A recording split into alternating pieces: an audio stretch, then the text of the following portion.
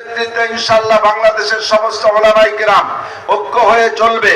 আমি গ্যারান্টি দিচ্ছি ইনশাআল্লাহ।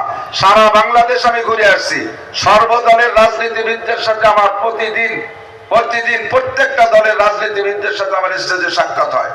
চলতি পথে যেখানে বসে যেখানে চলাফেরা করি সব জায়গা থেকে এক কথা উঠে এসছে, এবছর উলামায়ে কেরামরা যদি ঐক্য হয়ে আসে, হাজার হাজার লক্ষ লক্ষ আওয়ামী লীগের জনগণ আলেমদেরকে ভোট দেওয়ার জন্য প্রস্তুত আছে। লক্ষ লক্ষ বিএনপির জনতা উলামায়ে কেরামকে ভোট দেওয়ার জন্য প্রস্তুত আছে। জীবনেও যারা কোনোদিন ভোট দেয় নাই তারা এখানে এবছর ভোট দেবে বলে হাতে কালি নিয়ে তারা রেডি হয়ে আছে, সিল নিয়ে। আমরা এই গনিমত সুযোগ ছাড়তে রাজি না, কথা বলেন ঠিক কিনা? তবে তাদের একটা দাবি, ওয়াতাসিমু বিহাবলিল্লাহ। কুরআন শরীফের আয়াত পড়েন আপনারা, আপনাদের বয়ান শুনে আওয়ামী লীগ সংগঠিত হয়, আপনাদের বয়ান শুনে বিএনপি সংগঠিত হয়, আপনাদের বয়ান শুনে বয়ানের পর আমল করে জাতীয় পার্টি তারা সংগঠিত হয়। আপনারা হুজুররা কেন এত দল থাকবেন?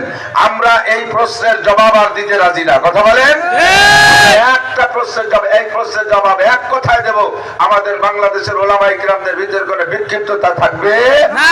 চরমনার হুজুরের দল বলেন, খিলাফত আন্দোলন বলেন, খিলাফত মজলিস বলেন, হেফাজতে ইসলাম বলেন, জমিয়াতে উলামা বলেন, খিলাফত আন্দোলন বলেন, ঐক্য জোট বলেন, যত জোট আছে সব জোট ভেঙে একটা জোট হতে হবে। তাহলেই তার সুফল দেখা যাবে, যেমন আফগানিস্তানে দেখা যাচ্ছে। বাংলাদেশের জনগণ শান্তিপ্রিয়, বিশেষ করে মুসলমান শান্তিপ্রিয়। আমরা মুসলমান, ইসলাম আমাদের মূল ধর্মের নাম। ইসলাম মানেই শান্তি, সে কথা আমরা সকলেই বলি, কথা বলুন ঠিক কিনা? আমাদের ইসলামের শান্তি আমরা জাতিকে বুঝিয়ে দিতে চাই।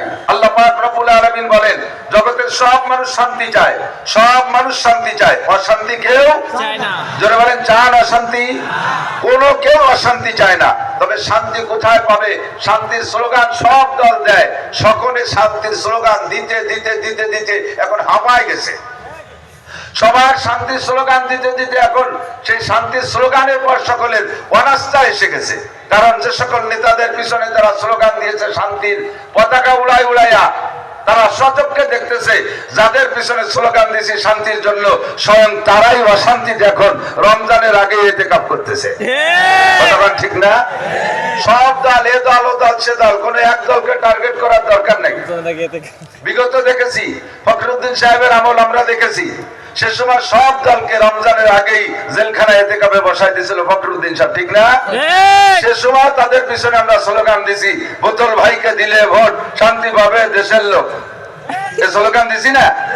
পরবর্তীতে নির্বাচনের পরে দেখি বোতল ভাই নিজেই বড় অশান্তিতে জেলখানার মধ্যে ঢুকতেছে। তো যাদের পিছনে স্লোগান দেয় শান্তির লোভে, তারা যদি অশান্তিতে থাকে জনগণকে শান্তি দিতে পারবে না। একটা মাত্র স্লোগান হবে, শান্তি যদি পাইতে চাও কুরআন মার্কায় ভোট দাও, শান্তি যদি পাইতে চাও হাদিস মার্কায় ভোট দাও, কথা বলেন ঠিক না?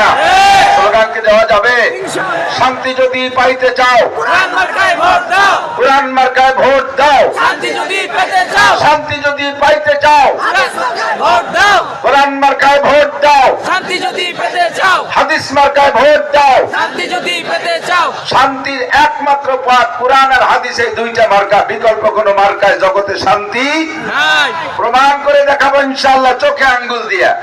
আল্লাহ পাক নিজেই বলেন, ওয়ালাউ আন্না আহলাল কুরআ আমানু ওয়াত্তাকাউ। আমি কুরআন মার্কার হাদিস মার্কা বলেছি, কোন দলের নাম বলিনি। কুরআন মার্কা হাদিস মার্কা নিয়ে যদি আওয়ামী লীগ আসে, সারা বাংলাদেশ থেকে সকলে তাদেরকে ভোট দেব। কুরআন মার্কা হাদিস মার্কা নিয়ে যে দলই আসে আমরা তাদেরকে ভোট দেব, কথা বলুন ঠিক ঠিক না? শান্তি যদি পাইতে চাও, আল্লাহ পাক নিজে ওয়াদা করেছেন, ওয়ালাউ আন্না আহলাল কুরআ আমানু, যদি জাতি গোষ্ঠী ঈমানদার হয়, ওয়াত্তাকাউ, আর আল্লাহকে ভয় করে, যদি ঈমানদার হয় আর আল্লাহকে ভয় করে, আল্লাহ পাক নিজে ওয়াদা করেছেন। আপনারা সকলে সাক্ষী দেন, আল্লাহ কি মাসে একবার ওয়াদা খেলাপ করে? বছরে একবার? আল্লাহ যুগে একবার মিথ্যে কথা কয়? কোনদিন আল্লাহ মিথ্যে কথা বলে?